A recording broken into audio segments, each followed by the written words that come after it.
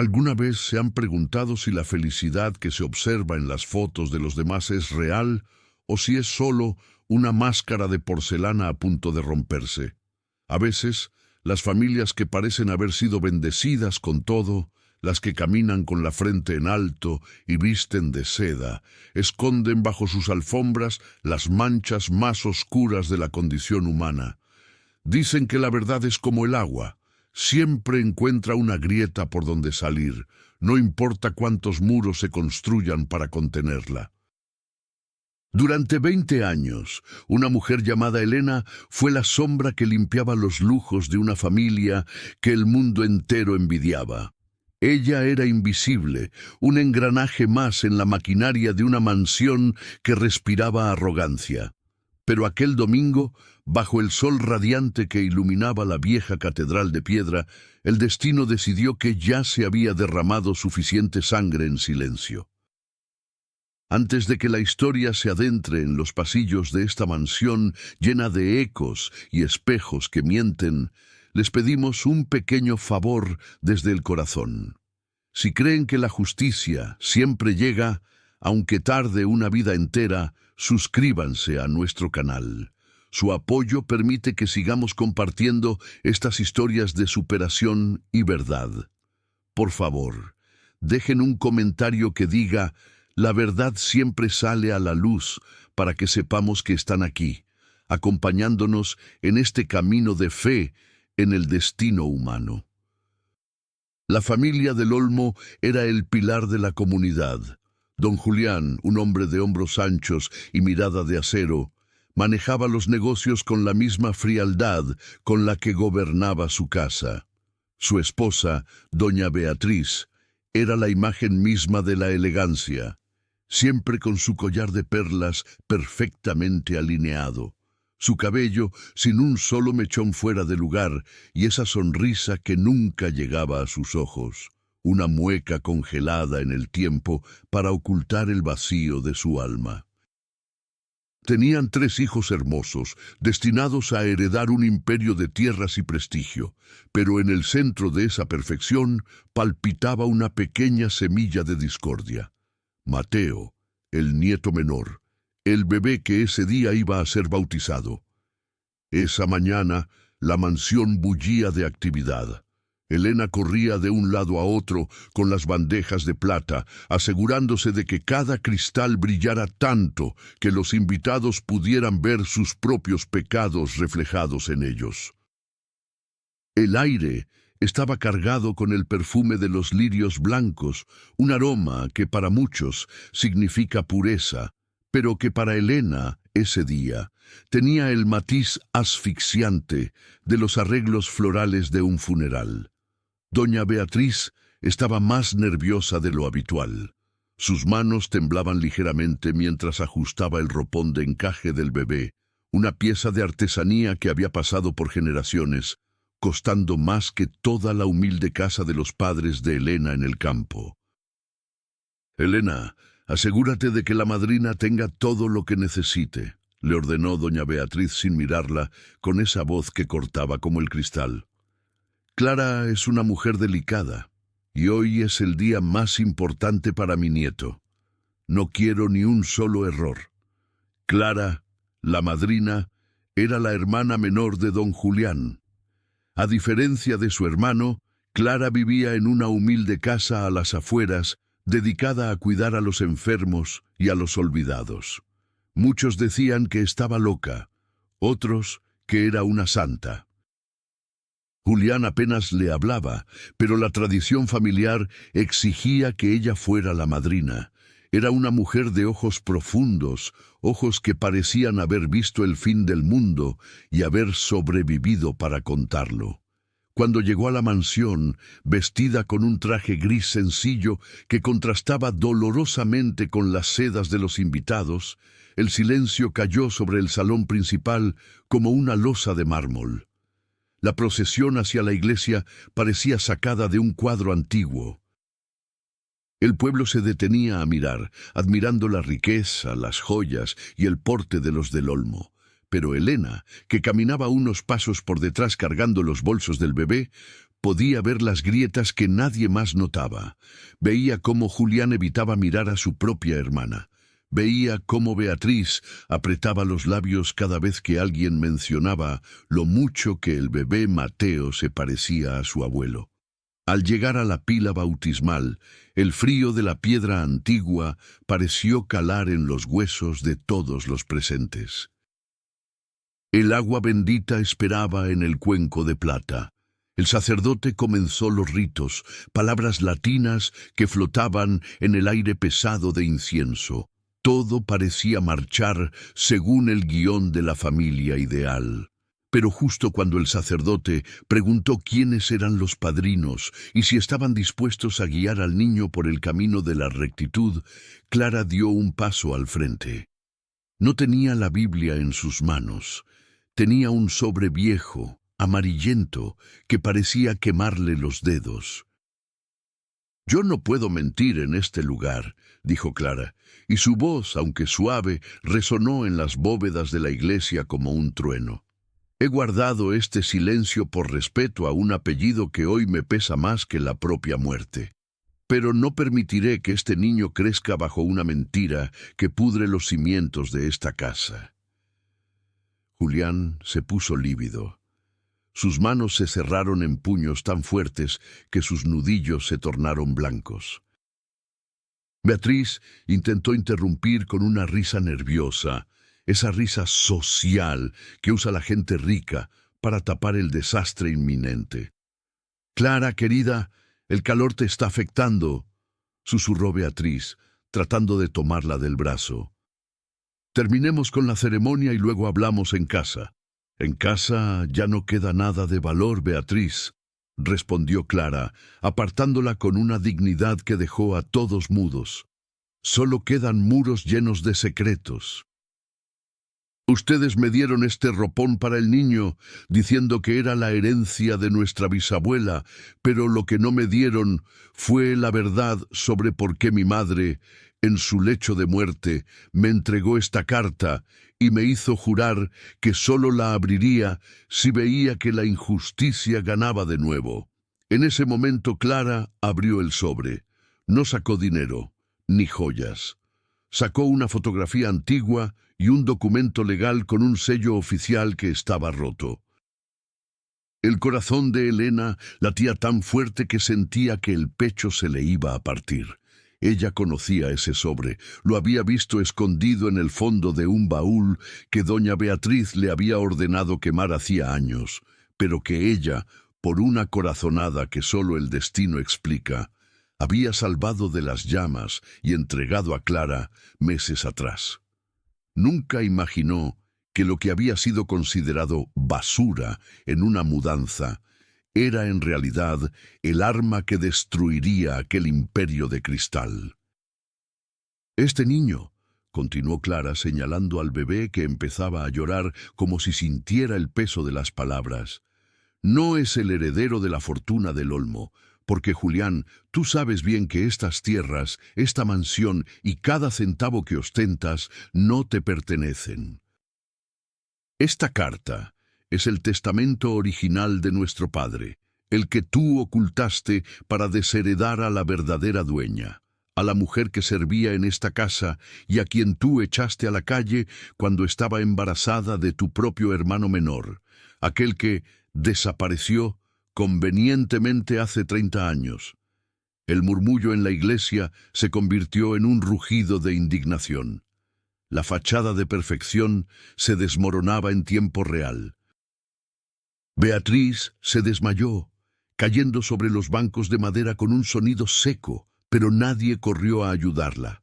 Todos los ojos estaban puestos en Julián, quien parecía haberse convertido en una estatua de sal. Sus ojos buscaban una salida, una mentira más para sostener el peso de su vida, pero no había ninguna. Clara no se detuvo. Miró a la multitud y luego a Elena, que estaba temblando en un rincón, con el uniforme de servicio que de pronto le quedaba pequeño ante la magnitud de la verdad. La mujer a la que humillaron, la que llamaron basura y enviaron al exilio con una maleta llena de ropa rota, dejó algo más que este papel. Dejó un diario, y en ese diario relata cómo cada joya que Beatriz luce hoy fue comprada con el dinero robado a una huérfana. Julián, el niño que hoy bautizamos, no recibirá una bendición, sino la carga de tus pecados, a menos que hoy mismo confieses dónde está el cuerpo de tu hermano. El silencio que siguió a la revelación del notario no fue roto por palabras, sino por el sonido metálico de las perlas de doña Beatriz rebotando contra el mármol frío de la iglesia. Cada cuenta que caía parecía marcar el fin de una era de mentiras que había durado 3 décadas. Julián del Olmo, el hombre que siempre se había jactado de tener un control absoluto sobre su destino y el de los demás, soltó una carcajada que heló la sangre de los presentes. Era el sonido de un hombre que ve cómo su imperio de naipes se desmorona ante un soplo de verdad. Sin decir una palabra dio media vuelta y salió de la iglesia, dejando a su esposa desmayada y a sus hijos confundidos en los bancos. Pero Clara, la madrina que había encendido la mecha, tomó a Elena de la mano. Sus dedos estaban callosos, pero transmitían una fuerza que la joven no conocía. «No tengas miedo, Elena», le susurró al oído mientras el aroma a incienso se mezclaba con el sudor frío de la traición. «El miedo es la herramienta que ellos usaron para encadenarte a la escoba y al trapeador. Hoy esa cadena se ha roto». Salieron de la catedral bajo la mirada de un pueblo que ya no las veía como la señora y la sirvienta, sino como la usurpadora y la heredera. Caminaron de regreso a la mansión Los Olivos, esa estructura imponente que durante años fue la prisión de Elena y que ahora, según el papel amarillento que el notario sostenía como un escudo, le pertenecía por derecho de sangre. Al llegar a las grandes puertas de hierro, los guardias, que antes le habrían ordenado entrar por la puerta de servicio, se hicieron a un lado con la cabeza baja. La noticia de lo ocurrido en el bautizo había corrido más rápido que el viento de la tarde, transformando la atmósfera de la propiedad en algo denso y opresivo. Dentro de la casa, el caos era total. Julián estaba en el despacho principal, tirando libros de los estantes y abriendo cajones, con una desesperación animal. Buscaba algo, quizás otros documentos que pudieran salvarlo, o tal vez el arma que guardaba bajo el doble fondo de su escritorio de roble.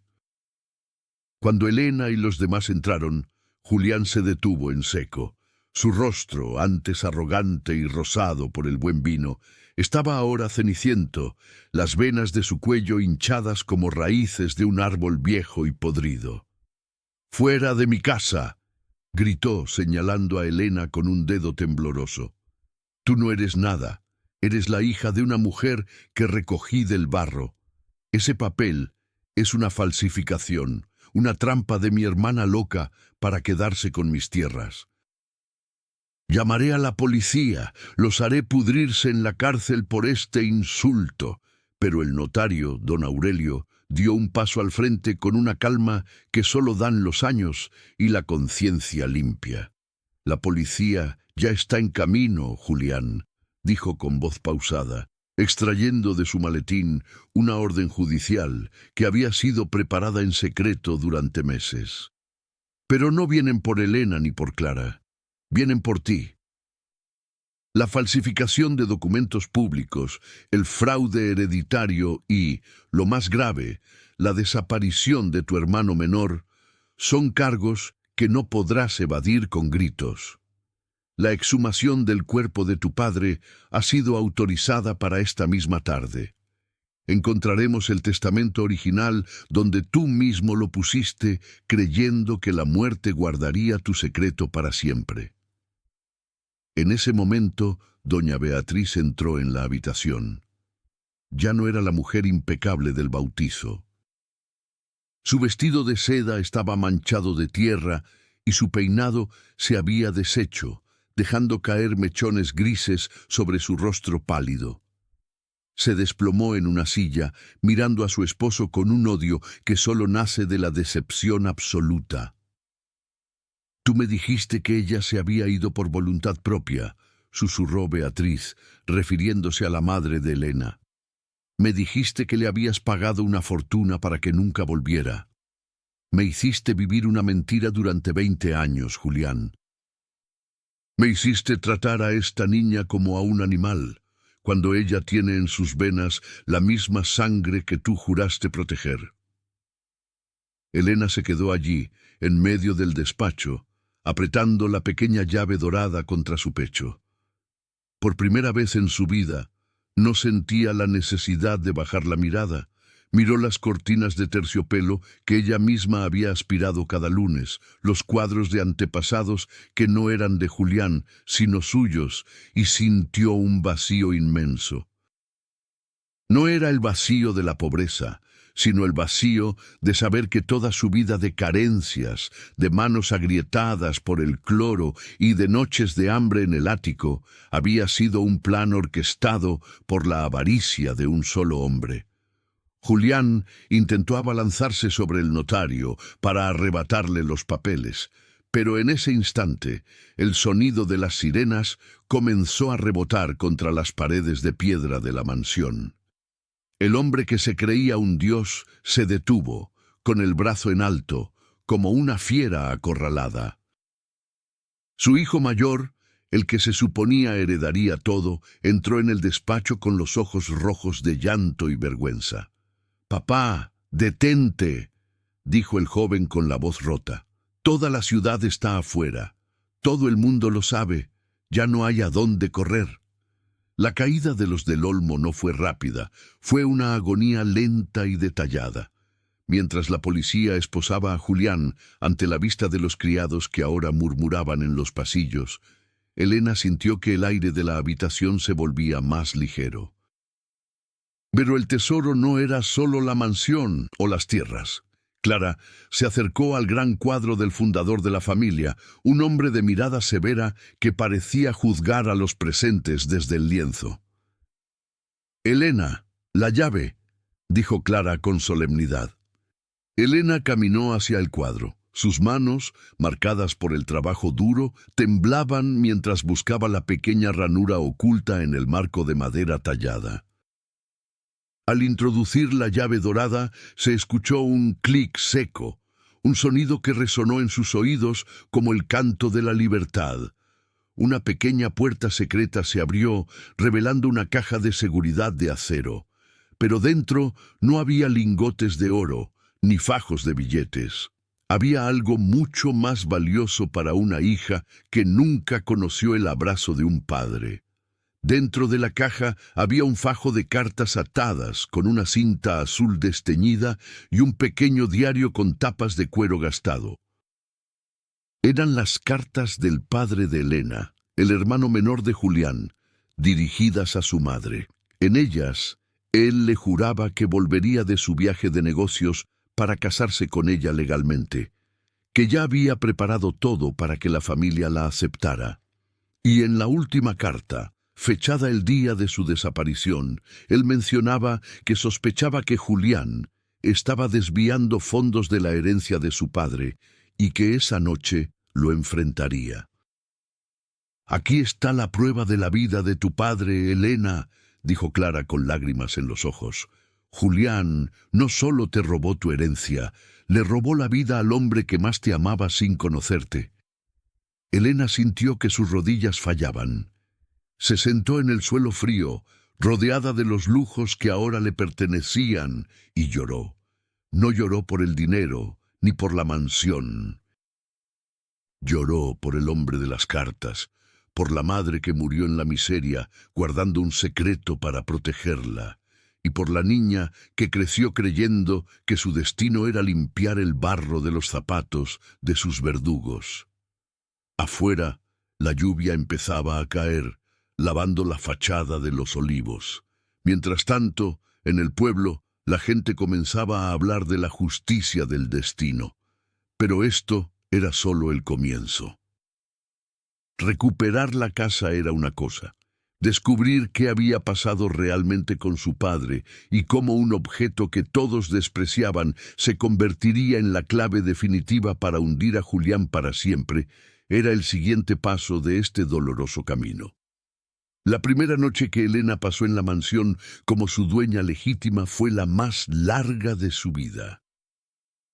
Los ecos de los gritos de Julián y los sollozos de Beatriz aún parecían rebotar en las paredes de estuco, pero el silencio que quedó después era aún más pesado, un silencio que pesaba sobre los hombros de la joven como una losa de mármol. Don Aurelio, el notario, se quedó con ella en la biblioteca, iluminados apenas por la luz vacilante de una lámpara de aceite, mientras el viento golpeaba las ventanas como si el pasado mismo quisiera entrar por la fuerza a reclamar su lugar. Él le explicó algo que cambió la perspectiva de Elena para siempre, dándole un sentido a cada año de maltrato. «Elena», dijo el anciano, extendiendo un mapa antiguo de la propiedad sobre la mesa de caoba. Lo que hoy ha sucedido no es solo un milagro del destino, es una cuestión de leyes olvidadas que tú, sin saberlo, mantuviste vigentes. Aurelio le explicó que, bajo el antiguo Código Civil de aquellas tierras, existía una figura jurídica casi extinta llamada derecho de arraigo y sangre. Según esta ley técnica, si se demostraba que un heredero legítimo había sido desplazado mediante violencia o engaño, pero dicho heredero permanecía viviendo en la propiedad, incluso bajo la condición de servidumbre, el tiempo de prescripción del delito se detenía por completo. El hecho de que Elena se hubiera quedado allí todos esos años, limpiando los pisos de sus propios verdugos, y sufriendo sus humillaciones en silencio, había mantenido vivo su derecho sobre cada grano de tierra. Si ella se hubiera marchado o hubiera huido de la miseria, Julián habría ganado por el simple paso del tiempo. Su resistencia silenciosa, lo que ella llamaba su calvario, había sido en realidad su salvación legal. Esa revelación dejó a Elena sin aliento. Su sufrimiento no había sido en vano. Cada día que aguantó un insulto o una labor extenuante, estaba, sin saberlo, custodiando su propia herencia. Pero el diario de su padre, aquel pequeño libro de cuero que habían rescatado de la caja fuerte, mencionaba algo mucho más perturbador. En la última página, escrita con una caligrafía apresurada y nerviosa que denotaba miedo, el hombre mencionaba al guardián de la raíz. Decía que si algo le sucedía, la prueba definitiva de la traición de Julián no estaba en un papel firmado, sino enterrada en el jardín, exactamente donde las ramas del sauce llorón tocaban la tierra del olvido.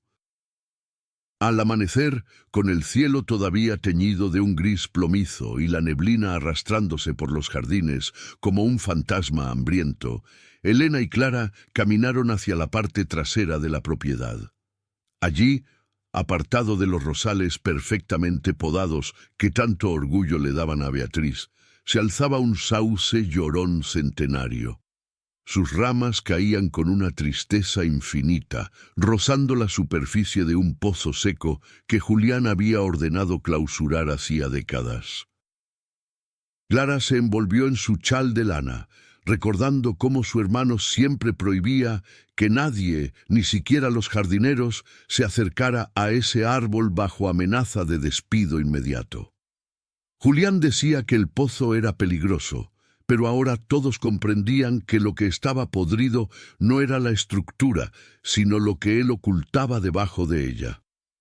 Elena contrató a 2 hombres de confianza del pueblo, antiguos empleados que Julián había despedido injustamente años atrás. Los hombres empezaron a cavar bajo la sombra densa del sauce, y el sonido de las palas golpeando la tierra húmeda se volvió rítmico, casi como un corazón latiendo con dificultad bajo el suelo. Pasaron las horas y el sol subió y bajó en el horizonte, pero nadie se movió de su lugar. El aire se volvió frío y un olor a tierra vieja y húmeda inundó los pulmones de Elena, quien observaba cada movimiento con una mezcla de esperanza y terror. De repente, una de las palas golpeó algo metálico. Un sonido seco y sordo que hizo que el corazón de Elena se detuviera por un instante. Los hombres cavaron con más cuidado, usando sus manos para apartar el lodo espeso. Lo que emergió de las profundidades no fue un cofre lleno de joyas, sino una caja de metal galvanizado, cerrada con un candado oxidado que el tiempo y la humedad habían soldado al metal. Con un golpe certero de masa, el candado cedió. Al abrir la tapa, un olor a encierro y a olvido golpeó a todos los presentes, pero lo que vieron dentro hizo que Clara cayera de rodillas sobre la tierra. Dentro de la caja, envueltos en una tela encerada para protegerlos de la humedad, estaban los libros de contabilidad originales de la empresa familiar de hacía 30 años. Eran lo que los expertos legales llaman contabilidad en espejo. Los documentos probaban que Julián no solo había robado la herencia, sino que había orquestado un sistema de desfalco y quiebras ficticias para recomprar las tierras a través de testaferros por una fracción de su valor real. Pero lo más aterrador estaba al fondo de la caja, un reloj de oro con las iniciales del padre de Elena, manchado con una costra oscura que el tiempo había vuelto negra, y una confesión escrita por el propio Julián, un borrador de una carta dirigida a un cómplice que nunca llegó a ser enviada. En ese escrito, Julián admitía que su hermano ya no sería un problema y que el secreto del pozo moriría con él. La tensión en el jardín se podía cortar con un cuchillo. Fue en ese preciso momento cuando un coche negro frenó con violencia frente a la entrada de la mansión. No era la policía. Eran los abogados de Julián, hombres de trajes caros y sonrisas de tiburón, liderados por un sujeto de rostro afilado llamado Valeriano. Venían acompañados por hombres corpulentos con aspecto de matones, con el objetivo de ejecutar una supuesta orden de desalojo preventiva que Julián había logrado gestionar desde su celda usando sus últimas influencias. «Esta propiedad sigue en litigio», gritó Valeriano, acercándose al sauce con un papel en la mano y una mirada llena de desprecio. «No tienen derecho a realizar excavaciones ni a retirar ningún objeto de este suelo. Todo lo que han sacado debe ser entregado de inmediato a la custodia legal de la familia del Olmo». Clara se puso de pie, apretando la caja de metal contra su pecho como si protegiera a un niño recién nacido. Los matones de Valeriano dieron un paso al frente, y por un momento el miedo pareció querer recuperar su antiguo lugar en el corazón de Elena. Sin embargo, ella miró sus manos sucias de tierra, miró el reloj de su padre y sintió que una fuerza nueva, una que no venía del odio sino de la justicia, la obligaba a mantenerse firme. La confrontación era inevitable y la verdad, que tanto tiempo había permanecido enterrada, estaba por fin a punto de enfrentar a sus captores a plena luz del día. Valeriano, el abogado jefe de los del Olmo, dio un paso al frente ignorando el lodo que manchaba sus zapatos de cuero italiano. Su sonrisa era una mueca de desprecio, la misma expresión de superioridad que don Julián había usado durante décadas para silenciar a quienes consideraba inferiores. Con una voz que pretendía ser autoritaria, pero que dejaba traslucir un leve temblor ante la multitud que comenzaba a agruparse detrás de Elena, el hombre de leyes espetó sus amenazas. «Escúchenme bien, campesinos», dijo con desdén. «Esta caja y todo lo que contiene es propiedad legal de la sucesión del Olmo. Si no la entregan ahora mismo, la policía que vendrá no será para llevarse a Julián, sino para meterlos a todos ustedes en una celda por robo y obstrucción de la justicia». Luego fijó su mirada depredadora en la joven. «Elena, Sé inteligente por una vez en tu vida. Firma este documento de renuncia y te daré suficiente dinero para que vivas cómoda en el campo el resto de tus días. No tientes a la suerte. Elena sintió un estremecimiento que le recorrió la espalda, un eco del viejo temor que la obligaba a bajar la cabeza cuando doña Beatriz pasaba a su lado. Por un segundo, la antigua Elena, la sirvienta invisible, quiso retroceder, pero entonces sus ojos bajaron hacia sus propias manos. Estaban sucias, agrietadas y manchadas por la misma tierra que había ocultado el crimen contra su padre durante 30 años. Miró a Clara, que sostenía la caja con los nudillos blancos por el esfuerzo, y sintió cómo una rabia fría y pura comenzaba a arder en sus entrañas. «Usted habla de suerte, abogado», respondió Elena, dando un paso al frente con una determinación que obligó al hombre a retroceder. «Pero yo hablo de justicia. Y en esta tierra, la justicia ya no se compra con sus cheques manchados de sangre. No voy a firmar nada, no voy a entregar nada, y si quiere esta caja, tendrá que pasar por encima de todos nosotros». Los hombres que acompañaban a Valeriano se tensaron de inmediato. Uno de ellos, un tipo robusto con una cicatriz cruzándole la mejilla, metió la mano bajo su chaqueta en una señal clara de que la diplomacia había terminado. El aire se volvió eléctrico, cargado de una violencia inminente. Pero justo cuando el conflicto parecía inevitable, un sonido profundo y metálico resonó desde el interior del viejo pozo seco que Julián tanto se había esmerado en ocultar. Fue un crujido de madera vieja y cadenas oxidadas, como si el propio suelo estuviera protestando por tantos años de secretos. Don Aurelio, el notario, se acercó al borde del pozo con una potente linterna de mano. «Miren esto», exclamó con la voz entrecortada por la sorpresa. La vibración de la excavación bajo el sauce había provocado un pequeño derrumbe en la estructura interna del pozo, revelando una cámara oculta que no figuraba en ningún plano moderno de la mansión. Se trataba de un espacio diseñado originalmente para el contrabando de plata en la época colonial, una reliquia arquitectónica que Julián había convertido en su caja fuerte personal y en algo mucho más oscuro. Valeriano palideció al ver el descubrimiento. Intentó interponerse, pero los trabajadores, hombres que conocían bien la crueldad de los del Olmo, lo apartaron con firmeza. Bajaron una cuerda con una lámpara de alta potencia.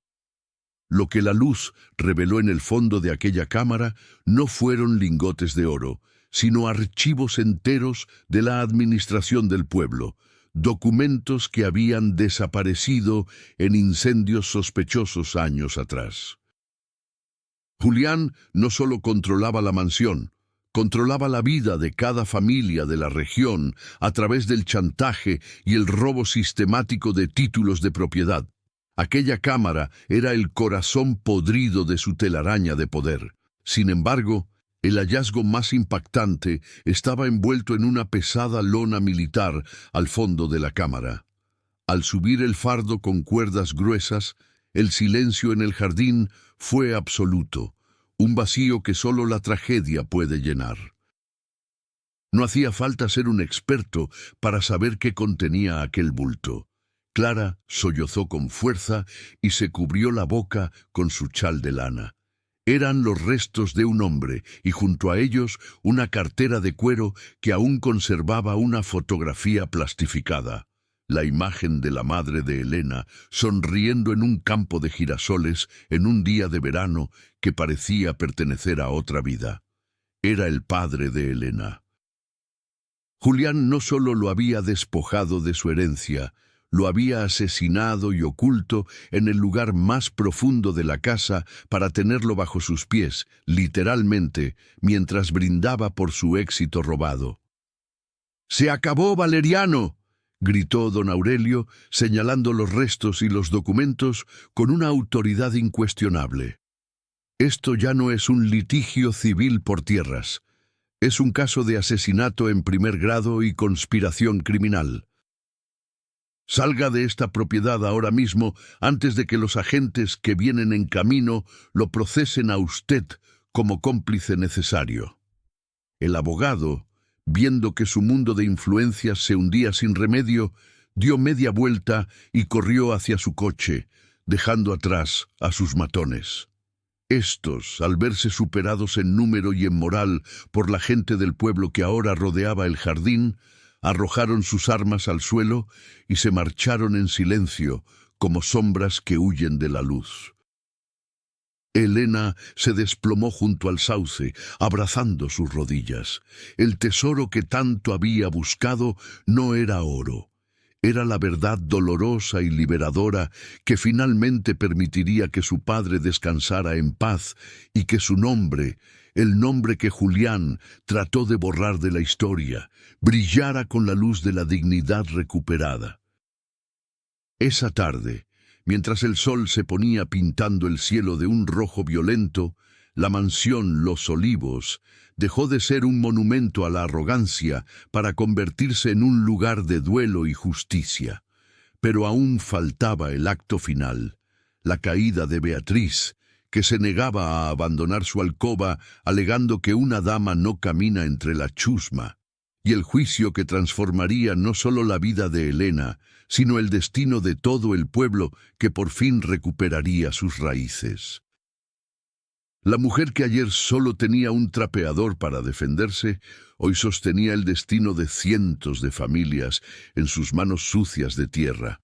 Y Elena sabía, con una certeza de hierro, que no iba a fallarles. La noticia del macabro hallazgo en el pozo corrió por el valle como un incendio en verano, saltando de boca en boca hasta que no quedó un solo rincón donde no se supiera la verdad. Esa misma noche, mientras la policía custodiaba con celo los restos del padre de Elena y sellaba la entrada a la cámara oculta, la arrogancia de doña Beatriz se quebró de la forma más patética posible.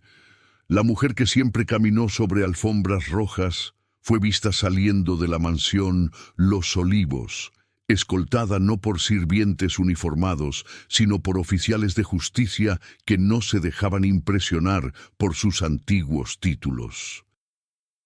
No llevaba sus perlas. Se las habían confiscado en ese mismo instante como parte del embargo preventivo por el fraude masivo orquestado por su esposo. Beatriz caminaba con los ojos fijos en el suelo, tratando de ocultar su rostro tras un velo raído, evitando la mirada de las mujeres del pueblo a las que tantas veces humilló con su desprecio. Julián, desde la frialdad de su celda, intentó culpar a todos, incluso a su propia hermana, alegando complots y traiciones. Pero las pruebas encontradas bajo el sauce llorón eran una sentencia de muerte para su reputación y su libertad. El hombre que se creía dueño de las almas y las tierras terminó sus días tras las rejas de una prisión común, donde el dinero no podía comprar el respeto ni el perdón de nadie. Su imperio, construido sobre la sangre de su propio hermano, se había disuelto como sal en el agua. Pasaron 6 meses antes de que la justicia dictara la sentencia final. No fue un camino fácil. Los abogados de la vieja élite intentaron entorpecer el proceso con tecnicismos y demoras, pero don Aurelio y la inquebrantable Clara se mantuvieron firmes al lado de Elena. El día que el juez golpeó el mazo y declaró oficialmente que la propiedad de Los Olivos y todas sus extensiones volvían legalmente a manos de la joven, Elena no sintió el estallido de triunfo que muchos esperaban. Lo que sintió fue una paz profunda, una marea de serenidad que subía desde las plantas de sus pies y la conectaba con la tierra que su padre tanto había amado. Sin embargo, ella tenía claro que no quería convertirse en la nueva doña de una mansión cimentada sobre secretos y dolor. Su primer acto como dueña legítima dejó al pueblo mudo de asombro. Elena convocó a todos los trabajadores, a los campesinos que habían sido despojados de sus parcelas y a las familias que habían servido a los del Olmo por generaciones. Se reunieron bajo el gran sauce, que ahora parecía más alto y fuerte, como si al haber entregado su secreto hubiera recuperado su vigor. Esta casa no será más una fortaleza de egoísmo y exclusión, declaró Elena ante la multitud, con una voz que ya no temblaba ante nadie. He firmado los documentos legales para convertir esta mansión en una escuela técnica y agraria para sus hijos. Las tierras que Julián robó serán devueltas a sus dueños originales o convertidas en cooperativas donde cada uno de ustedes será socio, trabajando con dignidad y no como sirviente. Yo me quedaré en la pequeña casa de piedra donde vivió Clara, la única que siempre fue honesta conmigo. No necesito seda para ser feliz, solo necesito mirar a los ojos a mis vecinos y saber que la verdad ha triunfado. Esa tarde, el pueblo celebró una fiesta que no se recordaba en décadas.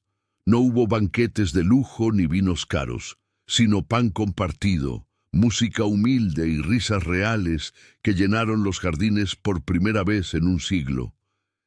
Clara abrazó a Elena con fuerza, y en sus ojos cansados, la joven pudo ver el reflejo de su padre, finalmente agradecido. El lugar de desprecio que le habían dado a Elena, la escoba, el lodo y el olvido, se había convertido en el cimiento de una nueva vida para cientos de personas. Ella aprendió que la verdadera herencia no se mide en monedas de oro, sino en la valentía de sostener la verdad cuando el mundo entero pide que mientas. Hoy, cuando Elena camina por los senderos de lo que antes fue su prisión, ya no ve sombras del pasado. Ve niños corriendo hacia sus clases con libros bajo el brazo, ve hombres trabajando su propia tierra con el orgullo de la propiedad, y ve a una mujer que, a pesar de haberlo perdido todo, encontró el tesoro más grande, su propia identidad. La justicia no es un rayo que cae del cielo por azar, es una semilla que los seres humanos plantamos con cada pequeño acto de dignidad, esperando con fe a que el tiempo y la verdad la hagan florecer ante el mundo. Si esta historia ha tocado su corazón y les ha recordado que ninguna injusticia es eterna, por favor, no olviden darle me gusta a este video. Su apoyo es lo que permite que este canal siga trayendo lecciones de vida a quienes más lo necesitan. Compartan esta historia con alguien que esté pasando por un momento oscuro, para que sepa que la luz siempre encuentra su camino hacia la superficie. Suscríbanse y activen la campana de notificaciones para que no se pierdan nuestro próximo relato de superación. Recuerden siempre, lo que hoy parece una maldición o un desecho, mañana puede ser la llave definitiva de su libertad. Hasta la próxima historia y que la paz siempre habite en su hogar.